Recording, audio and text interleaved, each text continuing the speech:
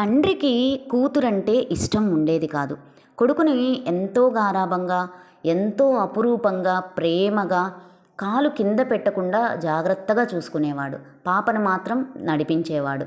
మాల్లో బాబుకి సైకిల్ కొనిపెడతాడు. పాప బొమ్మలు కావాలని అడిగినా కూడా ఏమీ కొనిపెట్టకుండా పాపను బాగా తిడతాడు. పాప బాధపడుతూ ఉంటుంది. ఇంటికి వచ్చాక తమ్ముడు సైకిల్ తొక్కుకుంటుంటే చూసి ఆనందపడుతుంది. బాబును కార్పొరేట్ స్కూల్లో జాయిన్ చేస్తాడు. పాపను చారిటబుల్ ట్రస్ట్లో జాయిన్ చేస్తాడు. పాప ప్రతిరోజు తండ్రి తిడుతూ ఉండడంతో ఇంట్లో నుంచి బయటకు వచ్చేస్తుంది.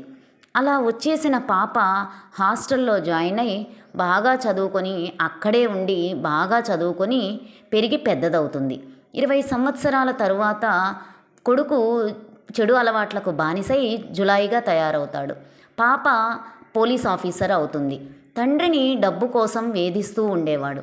తండ్రిని ఇంట్లో నుంచి వెళ్ళగొడతాడు. అదే సమయంలో కూతుర్ని అక్కడ చూసి తండ్రి క్షమించమని వేడుకుంటాడు.